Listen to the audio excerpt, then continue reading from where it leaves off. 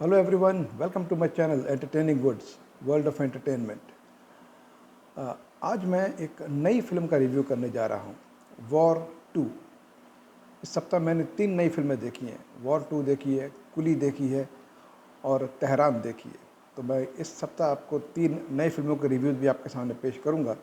तो पहला review war 2 का है। वॉर 2 YRF फिल्म्स की भेंट है। They have presented this movie. उन्होंने अपना एक स्पाई यूनिवर्स बनाया है जिसमें टाइगर है, पठान है, कबीर है और अब इस फिल्म के साथ वो एक नया कैरेक्टर इंट्रोड्यूस कर रहे हैं, फिक्शनल कैरेक्टर रघु, जिसे NTR जूनियर तारक रामाराव ने प्ले किया है। वॉर 1 अगर आपने देखी है तो आपको पता होगा कि वो एक बहुत ही अच्छी फिल्म थी।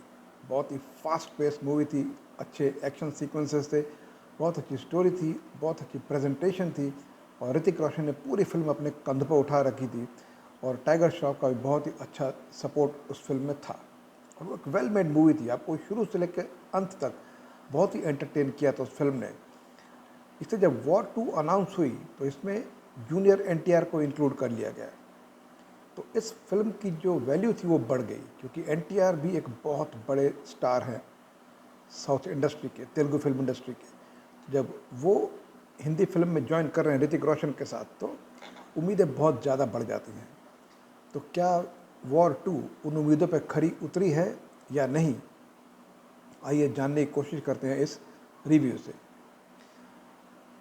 अब ऋतिक रोशन जो है यानी कबीर एक फ्रीलांस मर्सनरी के रूप में काम करता है, कॉन्ट्रैक्ट लेता है, लोगों को मारता है। तो शुरू में दिखाया गया कि वो जापान में जाता है और एक इंसान को, एक आदमी का मर्डर करता है, उसे जान से मार देता है।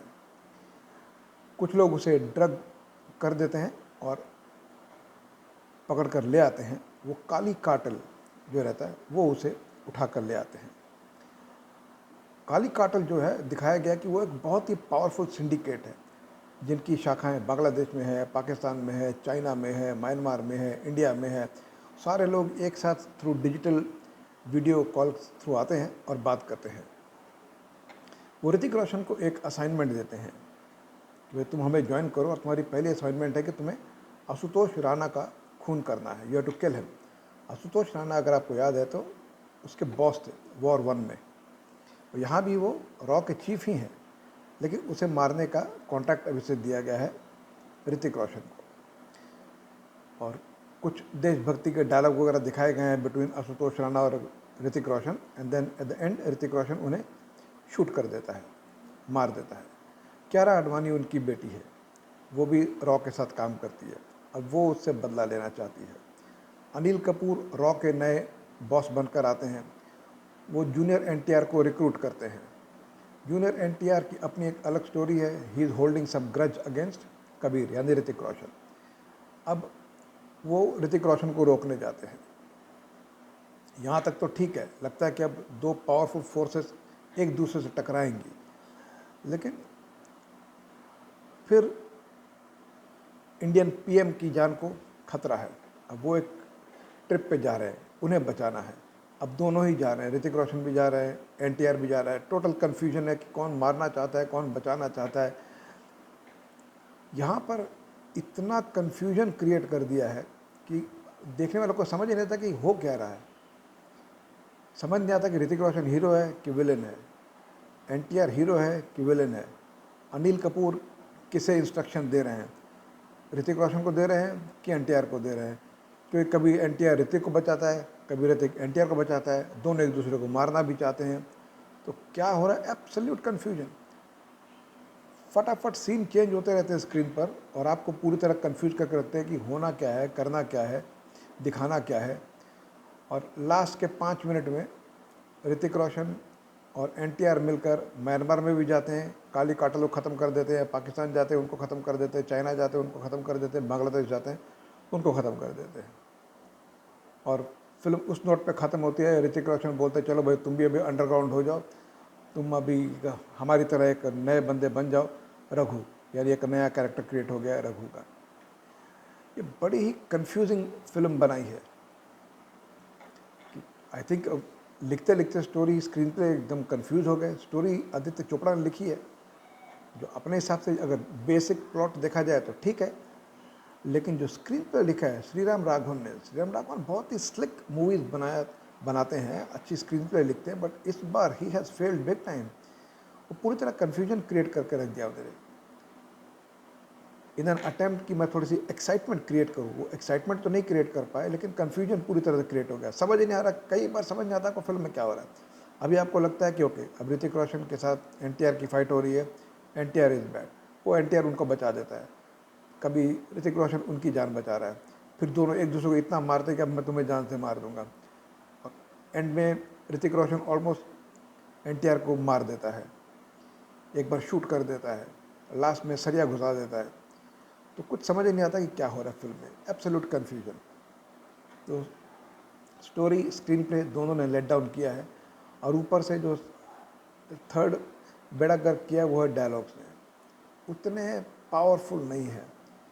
कम से कम वो सीटी मार डायलॉग भी देते हैं जो फ्रंट बेंचेस को खुश करते हैं, जो सीटियाँ मार के तालियाँ मारते हैं, वैसे डायलॉग भी नहीं है।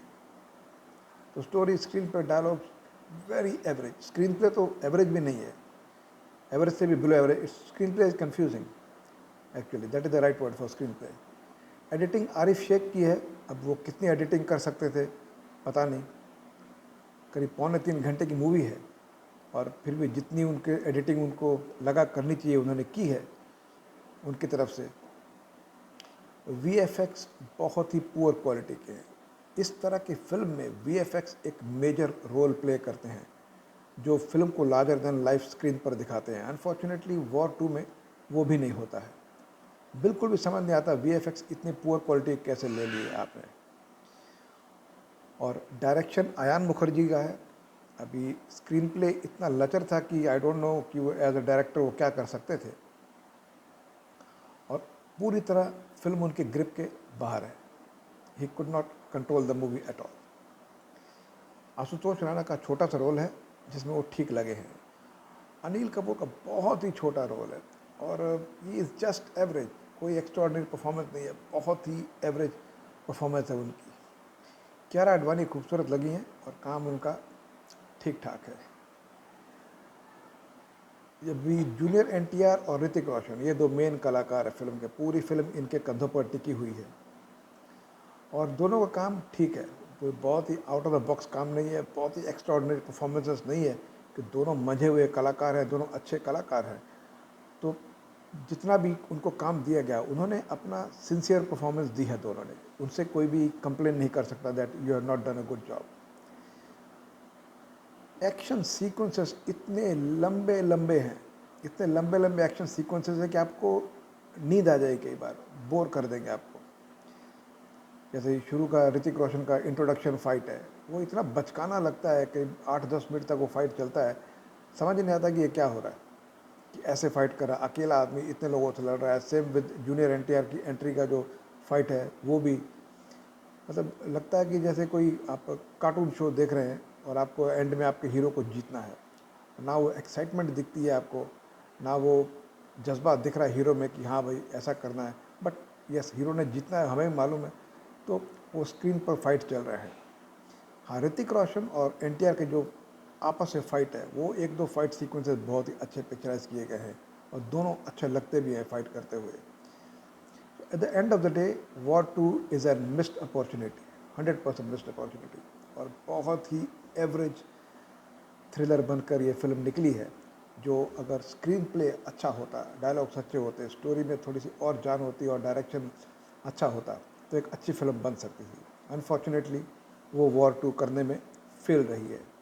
मैं इस फिल्म को देता हूँ 2 स्टार्स, वो भी सिर्फ इसलिए क्योंकि बहुत ही सिंसियर परफॉर्मेंस दिया है ऋतिक रोशन और एनटीआर ने, जिन्होंने फिल्म को कुछ हद तक संभाल के रखा है। अदरवाइज़ फिल्म में ऐसा कुछ है नहीं जो आपको खुश कर सके। अगर आपने ये फिल्म देखी है तो please share your opinion with me. Thank you very much for watching this video and have a great day.